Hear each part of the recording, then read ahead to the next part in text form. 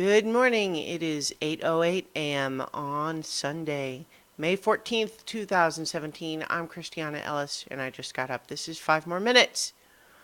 Uh, Feeling increasingly better. So, thumbs up there.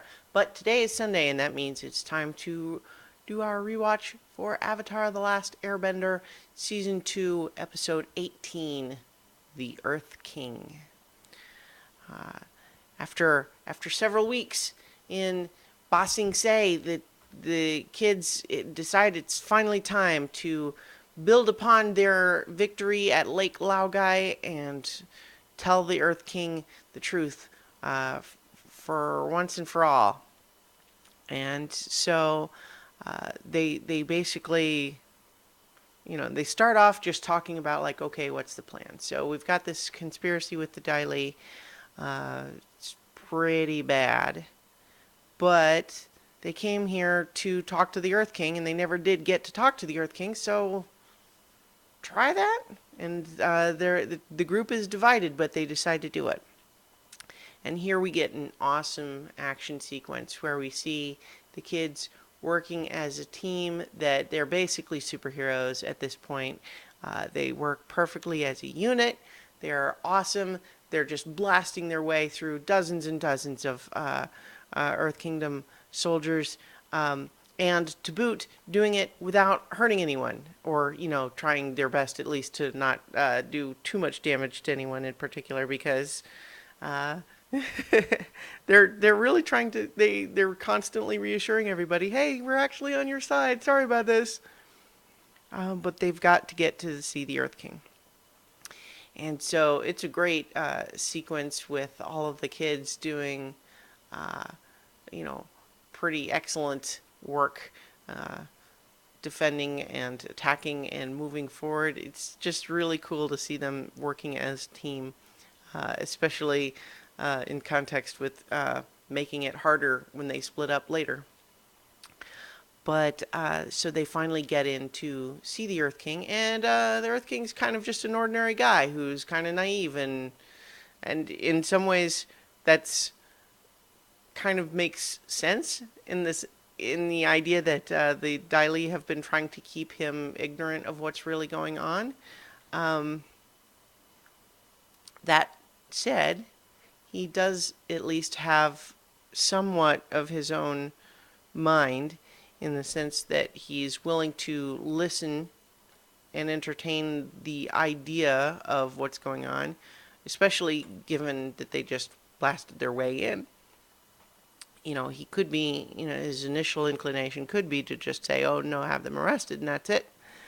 But with some quick thinking about proving that Long Feng's bruises on his leg match Appa's teeth, although we have a little bit of a continuity weirdness there because it's not clear where Appa is as the kids burst in, but then they go get him, I guess.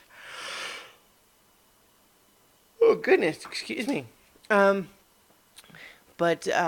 it's kind of an interesting uh, temporary reprieve when they at least get the Earth King to agree that to see for himself the evidence of this, especially when we learn that he has never left the palace, and now they're going to be showing him like all sorts of things, taking him elsewhere, like he's never even been on those little monorail trains, which kind of seems crazy, but is also a little bit concerning in the sense that he might really be so isolated and naive that he's not going to be especially helpful, even if you convince him, is what I'm starting to think at this point, because he doesn't know about any trains, but he's at least willing to listen. And I think part of it was the bruises, and part of it was that his bear,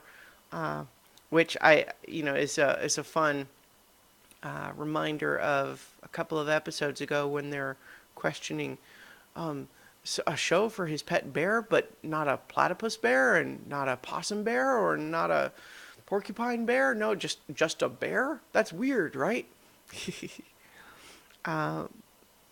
But it's the first taking him to Lake Laogai, and they've collapsed the tunnel that leads there. And it's like, I admire Sokka's brief attempt to say, well, the fact that they covered it up is even more proof of the conspiracy, right? No. And then but the drill, showing him the drill is a good idea because, you know, it seems unlikely that something that size, camera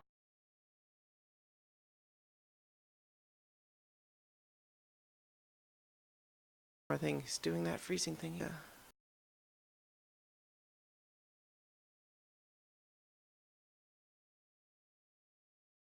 Wow. What is going on? Why is it?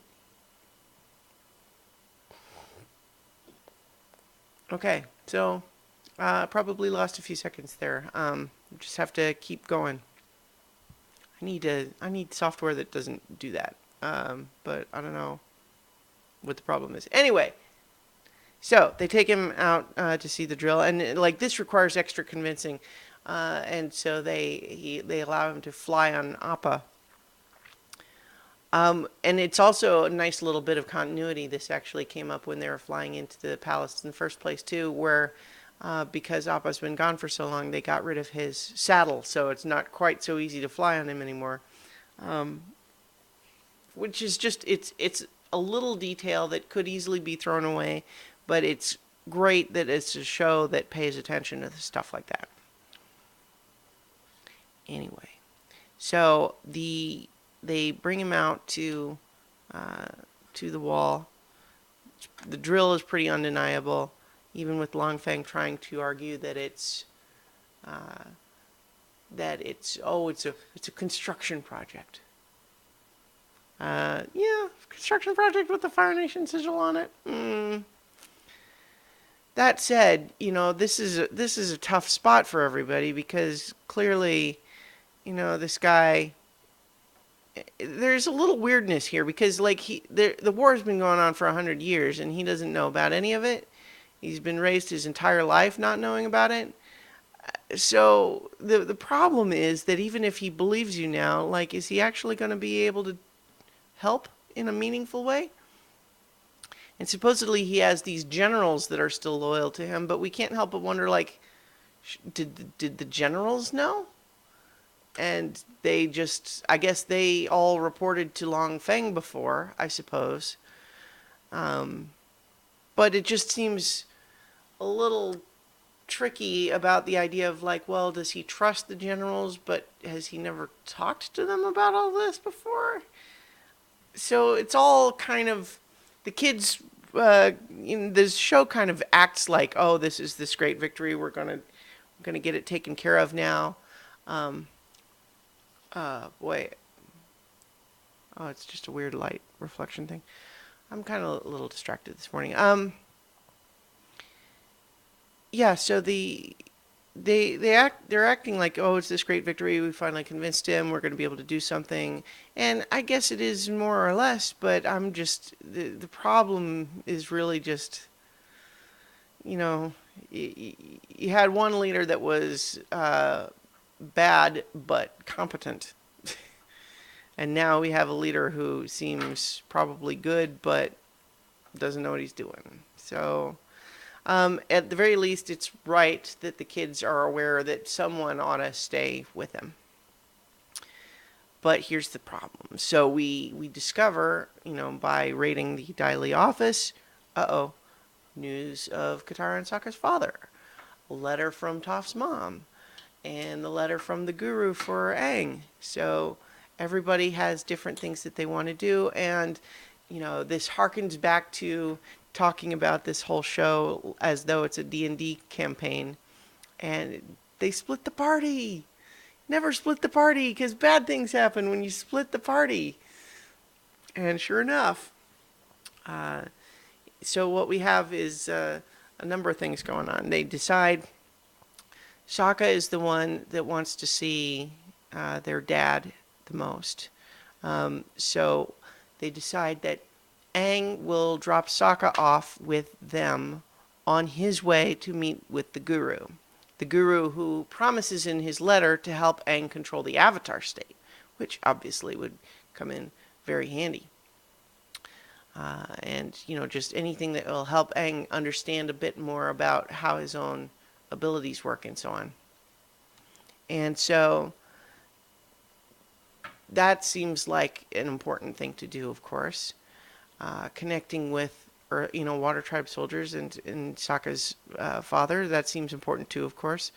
And if Toph's family have changed their minds, then that's good. But of course, all sorts of so like all of these things that they want to do all seem important, but we can't help but in hindsight especially feel like, well, but could you all go together to do each of those things in turn? I guess it's hard because you don't want to leave the Earth King alone either, especially given that we see a little bit of a scene where it turns out that the Dai Li, even though they initially went along with this idea of arresting the Long Feng for the king's benefit, that they're still loyal to him, even if the rest of the Earth Kingdom army isn't.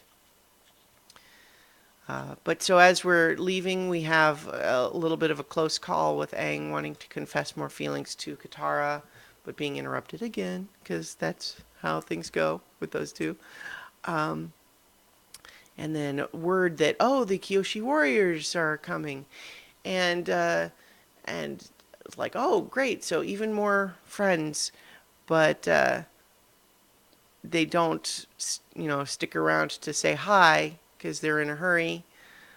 And it's a shame that they couldn't stick around to say hi, because as we see when the Kyoshi warriors show up, it's Azula and Mai and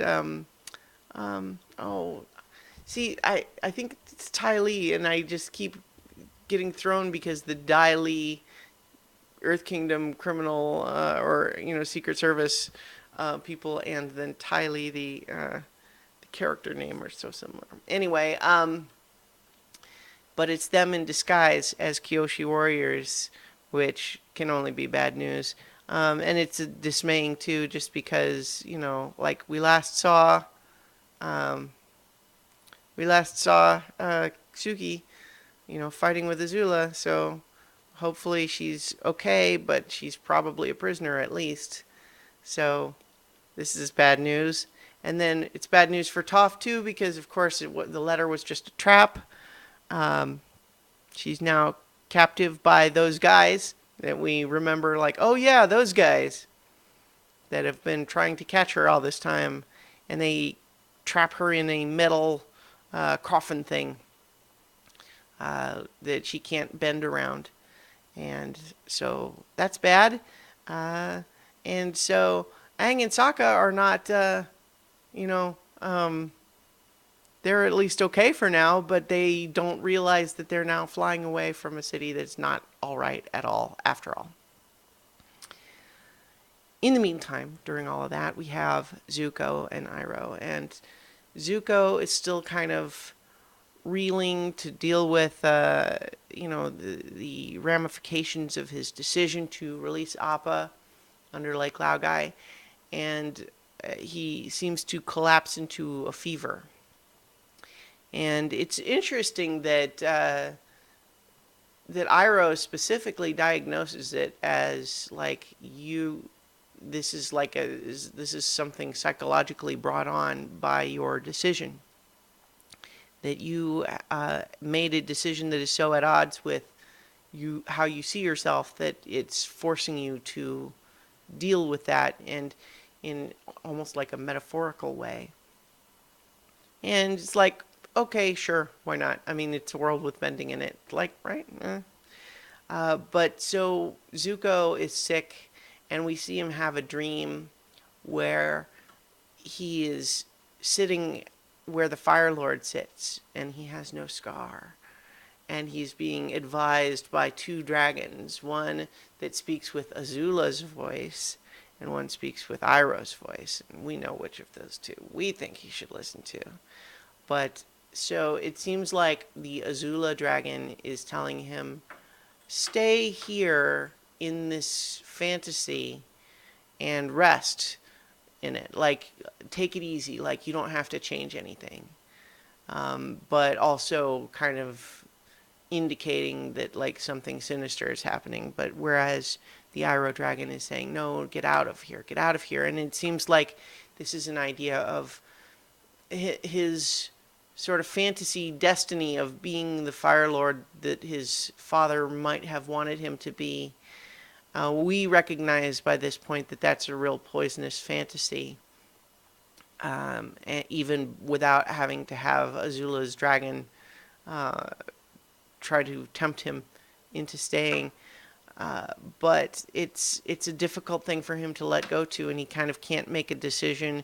Things start to fall apart, and we see him wake up briefly and go to look in the mirror, and he sees a reflection of himself with his head shaved and the Avatar's Aang's arrow tattoo on his head, which it turns out to be another dream again.